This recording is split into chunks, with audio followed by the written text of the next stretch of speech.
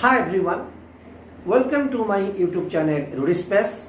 I am Dr. Mohanty and today we will discuss about the bootstrap air evaporating cooling system. The bootstrap air evaporating cooling system is actually a modification of the bootstrap air cooling system.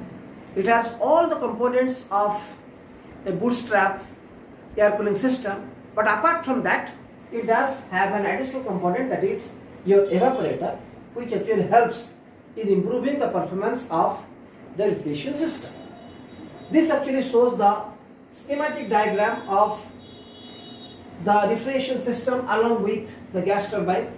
Gas turbine is very important in any aircraft as it actually runs the aircraft. So here what we will discuss, how the flow of air is taking place and how the system actually works. First, the ambient air is done into the system and it is made to pass through a diffuser. A diffuser is a smoothly varying section which actually converts the kinetic energy into pressure energy.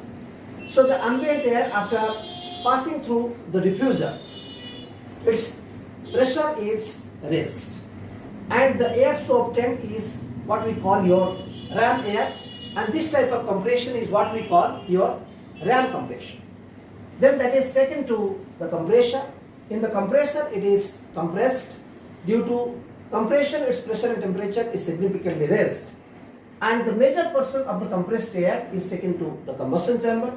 In the combustion chamber, heat and fuel is added to the air. As a result, the combustion of air fuel mixture takes place and the gas so formed has higher temperature and pressure. Then this is taken to the gas turbine where it expands, does some mechanical work, and the power developed is used to run the aircraft. The remaining portion of air from the compressor is then taken to the heat exchanger. A fraction of the ram air is withdrawn and is taken to both the heat exchangers. So the ram air that is used actually to cool the compressed air drawn from the compression. Definitely the temperature of the compressed air will be higher than that of ram air because it has already undergone a second stage compression, because the first compression takes place in the diffuser and the second compression actually takes place in the compression.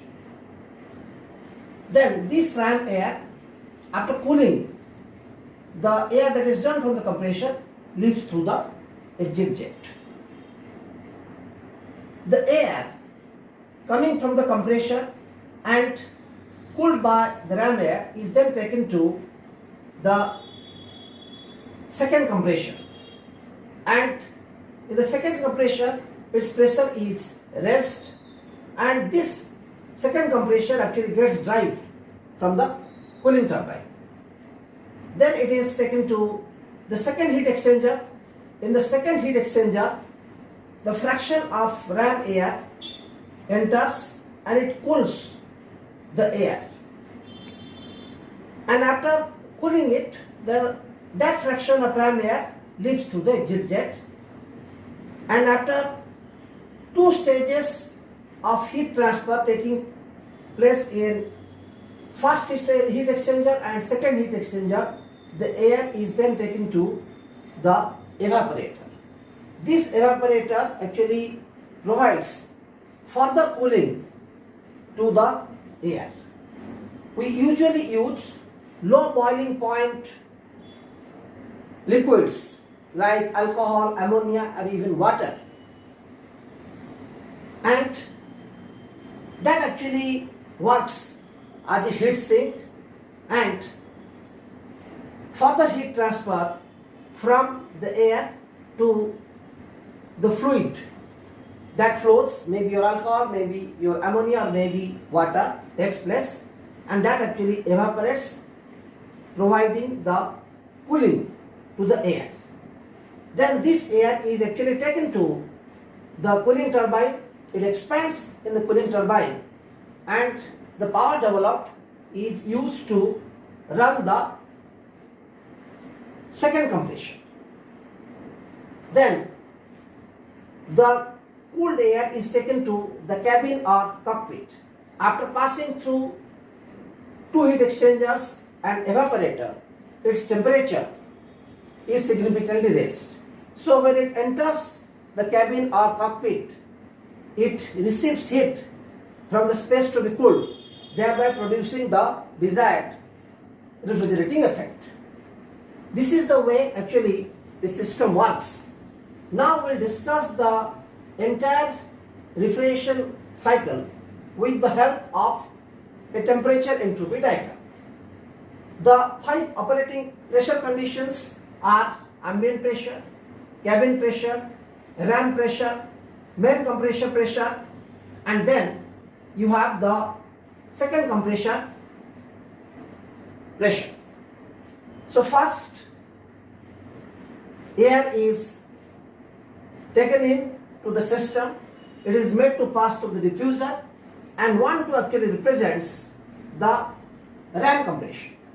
After that, it is taken to the compressor, and 2 3 actually represents the compression that is taking place in the main compressor. 3 4 actually represents the cooling that takes place in the first heat exchanger.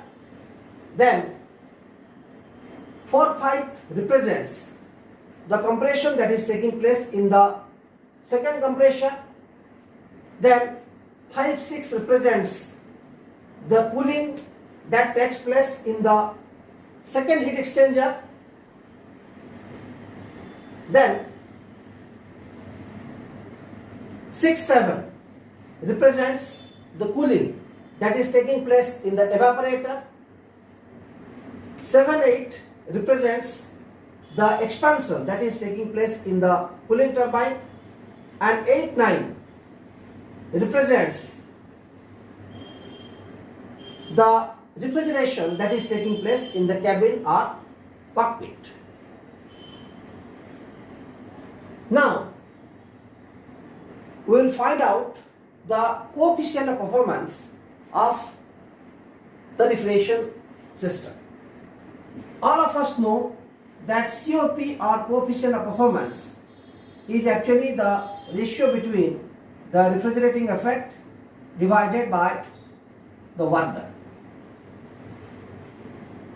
The refrigerating effect is mass of the air drawn into the refrigeration system multiplied by specific heat at constant pressure multiplied by the temperature difference T9 minus T8, because it is entering the cabin or cockpit at 8 and leaving it at 9, divided by the work done.